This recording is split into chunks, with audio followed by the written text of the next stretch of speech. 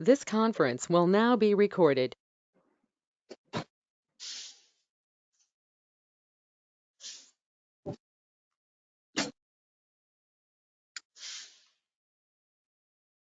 All right.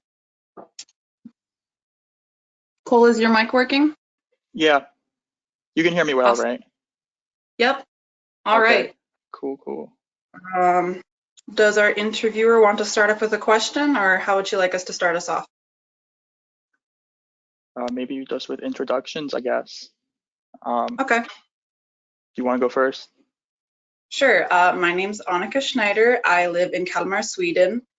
It's currently 8 p.m. here. I am currently studying international social science with a specification in international social work, and I'm studying the Swedish language. Hopefully this fall, I will be joining the team in Lund University for criminology for my bachelor's degree.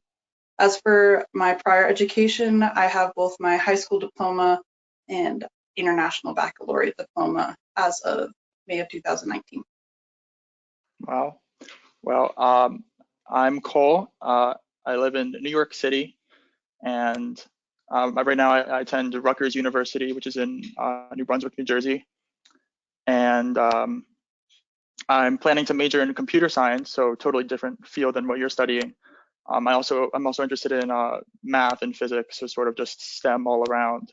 And I grew up in the city. I've been here all my life. I went to elementary school, middle school, and high school here. So I've really just been here for a very long time. Okay. And so is that the center of New York City, or? Right. So I live in Manhattan, but not downtown. Okay. I live right below Harlem. So Awesome. And what's your involvement in NSHSS?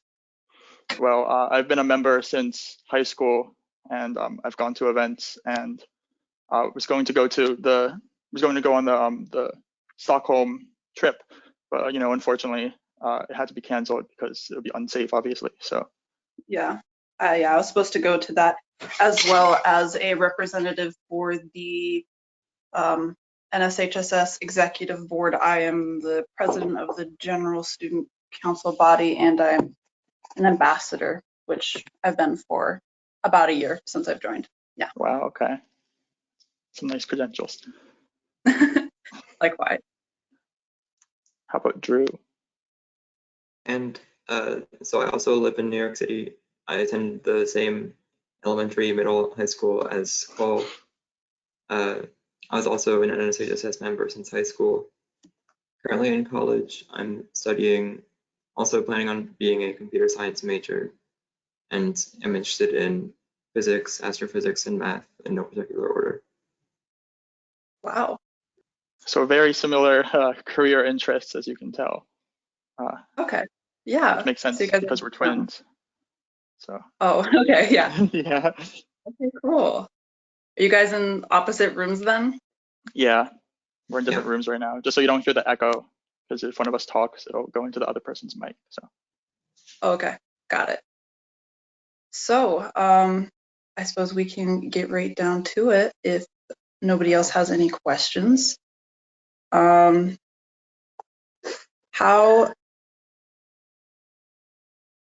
How has the virus been affecting you guys personally and in your school lives? Okay, so recently my mother and I have actually had a few symptoms that are also symptoms of the coronavirus. So Oh, no. that was actually a bit scary, although like thankfully we got over it. But the thing is, like, it would be really scary to take my mom to the hospital because she has underlying conditions and is over 65.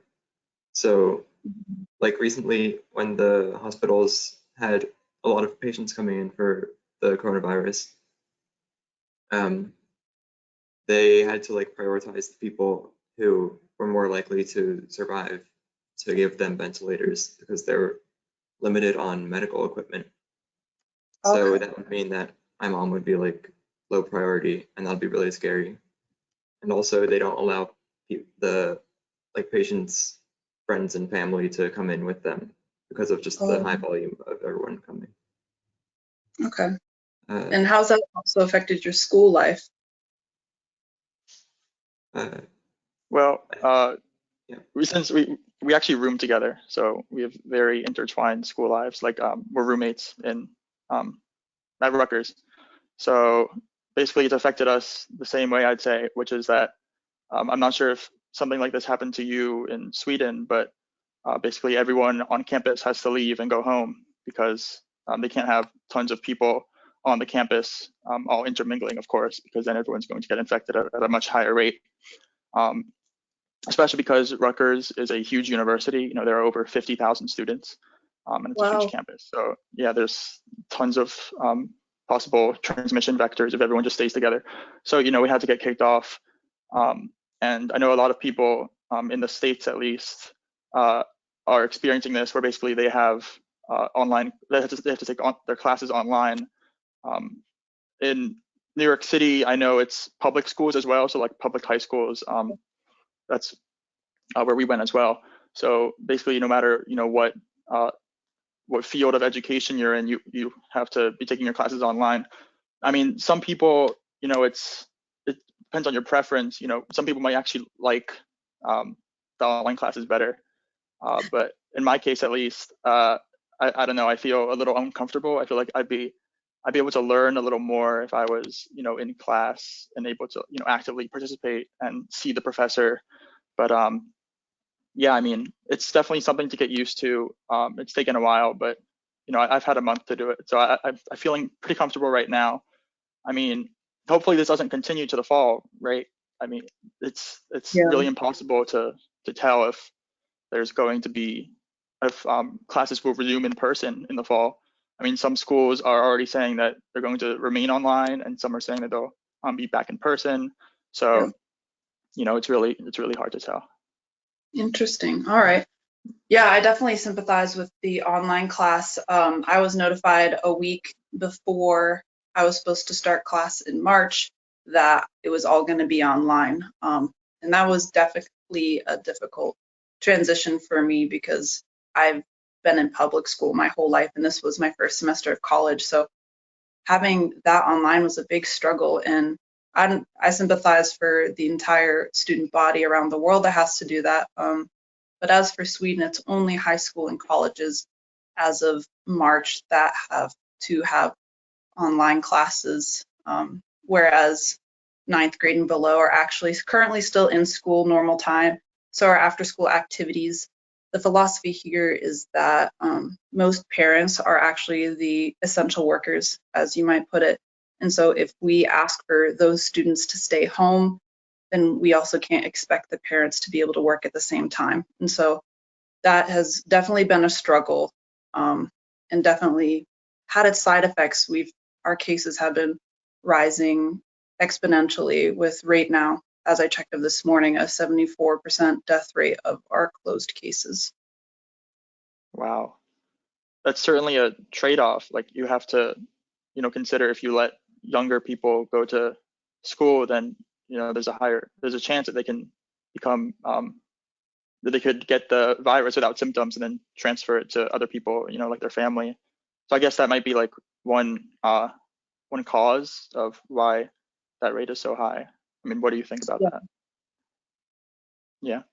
Most definitely. So what kind of regulations are you guys having to keep up with over in America and specifically New York? I think Drew can answer that. Right, yeah, so basically like everyone is not allowed to gather outside in close groups. So like, for example, even religious services aren't able to come like close together. They have to do it online, or I guess in some way, if they could all stand like 6 feet apart or whatever the amount is, then I suppose that would also work, but most of them are being like forced to do it online. Like basically everyone who has to go outside has to wear a mask to prevent them from accidentally transmitting the virus if they have it but don't know about it. Okay, yeah, read about that. Like outside Um, activities are quite difficult. Often my brother and I also enjoy playing tennis, but we can't really do that now because then like we can't yeah, we can't gather in a group with other people nearby. So that makes that difficult. And we have to wear a mask the whole time, which also makes like breathing not as easy and stuff like that. mhm, Yeah, okay. I mean, we just resorted to for exercise, just jogging around our housing complex. So, and even then, you Wow. still like encounter other people, and you have to put on your mask. That I mean, it's hard to jog with a mask on, of course. It's hard to breathe in Yeah. it. But when you see other people, you have to quickly put it on because you don't want them getting mad, and even more importantly, you don't want to infect them by accident. So Yeah, yeah, of course. Wow. Yeah, that's quite different from the situation here. I mean, we are told to hold 6 feet apart, but yeah, there is no limit to gatherings. I think there is above 500 people. We're wow, that's recommended to stay 6 feet apart, but we don't have to. Yeah, there's been no local nor regional national government that has put any implementations, and I think it's mostly for economic sake and social sakes. As I said, most of our essential workers are parents of younger children. right. That's actually a good point. That there's like the difference between regional and like national policy. Like in America, the federal government hasn't really put forth many regulations or many policies for how state governments are supposed to handle this. So really, each state has to create its own legislation um, to try and create policies that will help keep everyone safe without the guidance of the federal Mhm. government. So it's really there Yeah, are really a um, bunch of different in different states. There are different rules you have to follow, but many yeah, states are actually coming together and forming like joint policies that sort of apply in all the states. So yeah, it's a confusing situation for sure, and it would be helpful if more governments could unify and then make one mhm. big decision that'll immediately take effect and hopefully help reduce the curve of growth for the virus. So Okay. Yeah, so yeah, I like the point you made about how different, for example, states have been implementing different laws around how to interact and prevent the coronavirus. What are some specific laws that New York has? well, as Drew said, there's the 6 feet apart thing. So you have to. Well, I'm actually that's a good point. So I'm not sure if it's actually a law yet, but it's definitely in the works of becoming one. So you have to stay 6 feet apart from people. You have to social distance.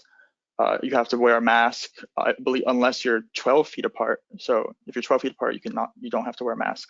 Um, this is actually it's difficult to implement in stores, as you might imagine. So I go to the pharmacy and I shop and at the grocery store, and in those places, everyone's crowding inside to try and order everything, especially with the craze of, am I going to run out of supplies? And that sort of creates a buildup of people just wanting to rush to the stores and buy everything out. So Yeah. a lot of people crowding inside there. So they actually have to limit the number of people that go in. So I've spent upwards of 10 minutes waiting in line just to get in the pharmacy because they only allow like 5 people in at a time. So Interesting. that's definitely a way to like keep people safe, but it's also very time consuming. Yeah, and then at the grocery store, there are also huge lines as well. So yeah, and when you're inside waiting for like the cashier, they actually have blue tape on the ground, which is around 6 feet apart, and you have to like stay that distance from other people. So Wow. yeah, it's very uptight. Yeah. And on that note of these huge social changes, I guess, socially, economically, um, however else you might want to put it, what would you say is the most surprising change you have seen? Maybe we can focus on socially, how people have been interacting, or corporations versus people. Well, I'd say from a freshman in college standpoint, it's actually a very interesting social situation because basically, when you leave high school, you leave all your friends behind, and you don't really see them in person anymore. So you just sort of maintain connections online. Like you can text them, you have their number. But and then when you get to college, you meet a bunch of people as well, and you see them. You make new friends. You also get their information. But then you're sort of in the weird limbo when you're kicked out of college and you no longer can see anyone physically. You're just sort of left alone, and so it's hard to maintain connections really or interact with your friends. So Yeah, most definitely. I sympathize with that. The main reason I started college, I'm technically starting college a semester early, was to make those connections before I really had to slam home with that stuff. Because right now I'm doing part-time and I'm planning to do full-time in the fall. And so I was hoping to establish connections, but now I barely even have a connection with my teachers because ours is just video conferences and mostly YouTube videos because they don't really know how to work technology. So they film lectures, hold up their presentation slide on paper, and yeah, I do that for 4 hours a day. So. Oh, that's funny. Yeah, they're like that. That reminds me that professors obviously have like different abilities with technology, so they can't all just live stream their lecture during class and be able to handle that. So you really have to get used to like a number of different formats. Like in my classes, there's that live streaming of your lecture, but there's also just pre-recorded videos with the content. Then of course you can't ask questions, so that makes it a little bit complicated. Although for that class we do have time to ask questions during. We can like email the professor, but Okay.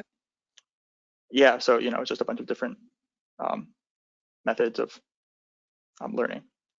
Yeah. Okay. And what about you, Drew? What's your experience with that? So I also have, most of my courses are also like streamed on either Zoom or WebEx or another online meeting program. So there, like, we do have access to asking questions to the professor. They present their slides. Some of them also record their lectures, which is pretty helpful, so that you can find them online if you like missed them or something like that, or want to review them. Some of them post their slides instead of the videos, just the slides that they used, so you can go back and use those to review. But then I do have one class that just posts PDFs of each of like the lecture notes. So similarly to that class that Cole's in, you have to like rely on TAs for like help sessions and stuff like that. Like this class has TA-driven help sessions with like a different TA each time. So yeah, it's pretty unusual and it varies based on the course. Okay. Wow. Yeah. So that brings me to my next. Or do you have something to say, Cole? Yeah, I was going to say, this, despite all the challenges that this brings, it sort of unites us as well. I'd say, like as a society, despite not seeing other people, we're still more united now because we have this one thing that we can all relate to, and that we all bring our passions and feelings to this topic. So I think the coronavirus has brought people together in a way, but it definitely doesn't outweigh the negative sides of it. So. Of course. And on that topic of being, in a sense, united in, I can't think of the English word, united in our separation, I guess. Oh yeah, wait, What would there's be, a saying for that. Anyway, there is? continue. Yeah, say it. No, I don't. I'm trying to think of it, but I can't either. So it's oh yeah, separate. I think it's just separate but united or something like that.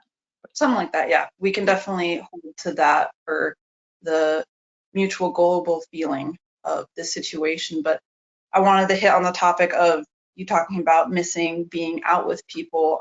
Besides that, what is socially and also educationally wise the thing you miss most about not having the virus, I suppose, back to the old days, if you want to call it? Well, I'd say it's also school related. I mean, my whole life has been school, just being in college. But what I mean is like extracurricular activities, for example, going to clubs, in college. Those things, you can't do anymore. Obviously, you can't play tennis, like we were saying. I'm on the chess team for my school. You can't go hang out with your friends and play chess. But there are ways around that. Chess, for one, it's an activity you can do online. So there are websites where you can play chess with people. You don't have to physically be present. You don't have to be over a board to do it. Tennis, unfortunately, you can't play online unless you're playing like Wii tennis or something. But Oh yeah. yeah, so things like that, just social gatherings in general, obviously are not possible, but you can still like gather in your virtual presence. So Yeah. that's hitting back on the topic of separate but together. So Yeah. Gotta pull out the Wii or the GameCube. We're the yeah, Gen Z millennial babies. We yeah. invented online social gatherings, right? And what about you, Drew? What do you miss most academically and socially? So similarly, like I said before, of course, tennis is now impossible to do in the current state of things. Also, like less so about college and more about like while living at home, it's harder to go out and shop for like the food we need because like it's especially difficult for our mom to go out to the store that she usually goes to. So then we go out and buy the things that she wants and carry them home. Uh, yeah, and we have to like avoid people in the store, even though it's kind of a relatively crowded environment with like the narrow aisles and that sort of thing. So yeah, we just have to be more careful while doing that. Yeah. Is there anything you miss more than others about, like, if you think about back in the life before COVID-19, what's something you wish you had now? Well, probably similar to what Cole said, going to clubs with friends, Okay. like chess club, etc. Yeah. Yeah. Yeah. I can definitely understand that. Yeah.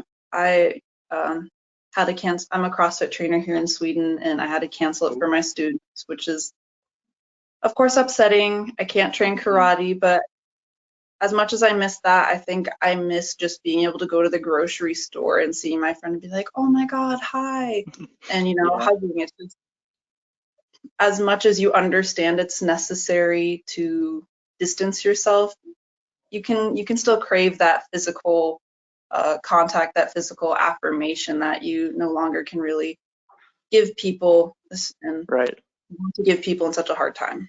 right. Yeah, I mean, we're social creatures. We have to interact with other people, so it's difficult for sure. Most I guess definitely. maybe going off of that, speaking of interacting with other people, I know there have been some news reports of basically students continuing to go to spring break in large gatherings in Oh, wow. say states like Florida, like big vacation states. And I guess some people just don't really get the message, through their head that, okay, you might be young, you might not, feel any symptoms of the virus, but you can still transfer it. So Most definitely. I feel like, I don't know, maybe there's some way to reach out to those people and sort of try and convince them, like it might be fun now, but later on, you might regret like having transmitted the virus to someone by accident, and um, I feel like more people should really be paying attention to this and taking it seriously. Hmm. And yeah, on that note, with people not taking the precautions, still going, as you said, on group trips to spring vacation, do you think we are taking enough precautions to start school again in the fall, or do you think this isolation might last longer than just a few months? Well, there have been reports, I believe, with the curve of the rate of infections leveling out. So it shows that we're doing something right, which is social distancing, wearing masks, etc. But even if the virus does start going on a decreasing trend, if the infections start decreasing, then okay, eventually we might all wipe this thing out. But does that mean that we can't get it again? So like there's no evidence that people who have the virus can't get it again. So what happens if everyone starts seeing this decreasing trend? They're like, oh, okay, so we can go outside now. We can all interact because they're not seeing the effects anymore. But then as soon as they start doing that, they start reinfecting each other, and then we might have this whole situation again. So I think Yeah. I think this situation is only going to come to an end when a vaccine is developed for this, and I'm not sure how long that can take. And I feel like rushing into things in fall semester is not a good decision. I think colleges and schools in general should really be following the advice of health organizations and the government in terms of the progress they've made so far in this. And sure, all the students would love to come back to campus, but safety first. So it's really a difficult situation to predict. But yeah. Yeah. And Drew, what are your thoughts about the possibility of getting to go back to school in August? So I think that if current trends continue, then I think that it will probably be possible to go back, like with the rate of infection decreasing.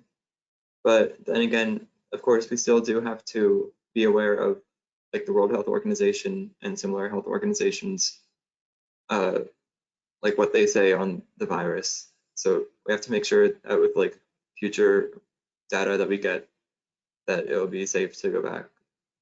At this rate, I hope and think that we will be able to, but like we have to watch out for what happens. Anything could happen. Yeah, So, most definitely. yeah. I agree. I think we're definitely going to be on track to go back to school in August. It's just by that point, how much damage has occurred and how much damage control do we have by that time? Because we're already seeing that society here in Sweden isn't able to cope with even the thought of being in quarantine. And, we're already getting protests back in the United States for quarantine. So, yeah, it's definitely society versus medicine. That's an age-old problem. And how much can medical society demand of everyday society, and likewise is definitely the question at hand. But before we end this meeting, I want to pose one more question to you guys. And that is for the rest of our people in NSHSS in our academic global society. What do you guys want to say to them, not only about staying true to their academic pursuits, but in staying hopeful during these times? Do you have any tips, suggestions?